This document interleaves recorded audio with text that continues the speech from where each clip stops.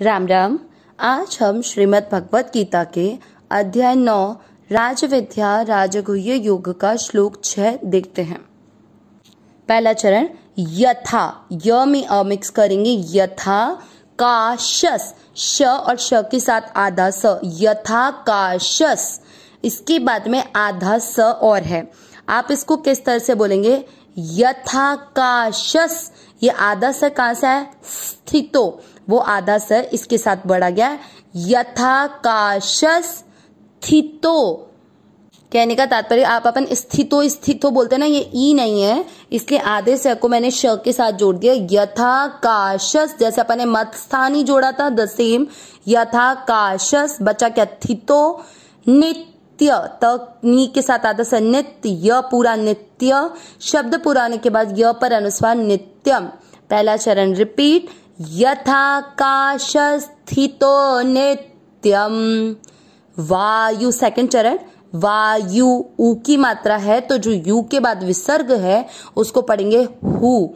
वायु, क्योंकि छोटी मात्रा है तो लंबा नहीं खींचना। वायु, स व के ऊपर आधार है तो सर व पूरा, सर्वत्र पूरा, सर्वत्र गो, सर्वत्र गो।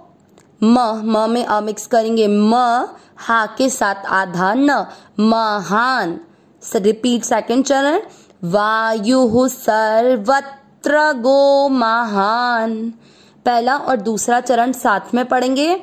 यथा काशस स्थितो नित्यम, वायु सर्वत्र गो महान।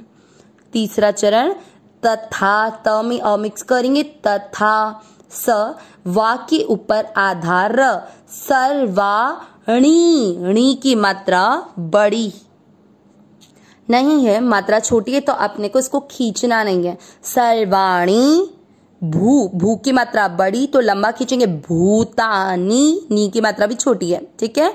रिपीट तीसरा चरण तथा सर्वाणी भूतानी। चौथा चरण म के साथ आधा त, मत, वही शब्द जो अपन पिछले 4 और 5 श्लोक में देख चुके हैं। मत आधा स, मत्स, मत्स, जो आप इस शब्द को पहचान गए होंगे, अपन ने दोनों श्लोक में बहुत अच्छे से इसका डिस्क्रिप्शन किया है।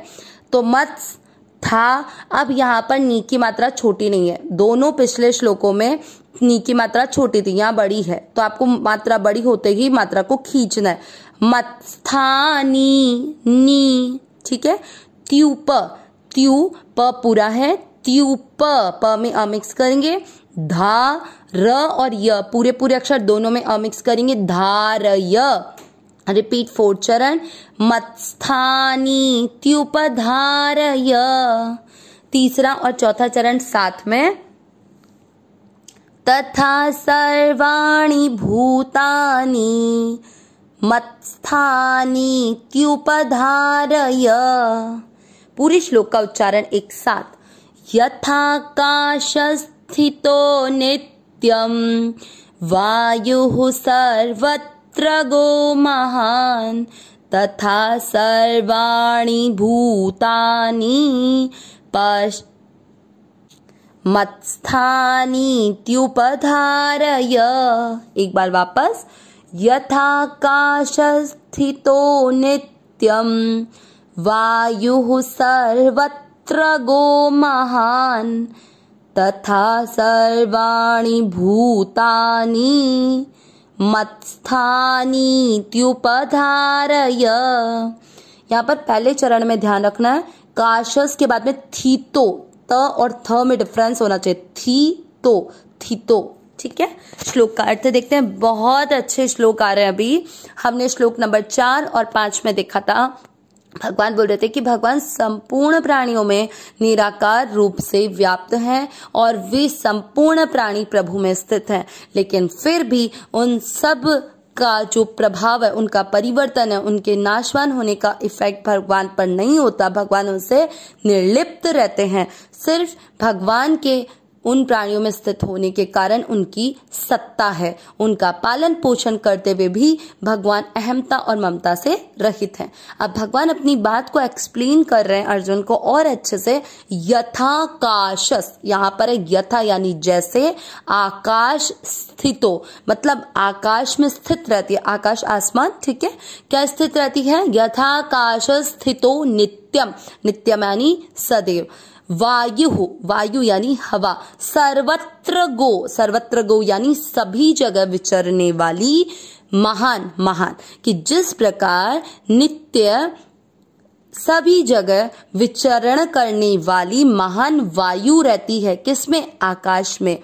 तथा वैसे ही सर्वाणी सभी भूतानी प्राणी मत्स्थानी यानी मुझ में ही स्थित है। त्युप, त्यु य में ऊ की मात्रा तो ऊपर धा रही है, ऐसा तुम मान लो। पूरा अर्थ क्या हुआ कि भगवान बोल रहे हैं कि जिस प्रकार इस आकाश में हर जगह विचरण करने वाली नित्य महान वायु स्थित रहती है, मतलब वायु आकाश से अलग हो ही नहीं सकती। वायु की आकाश से अभिन्न सत्ता है ही नहीं।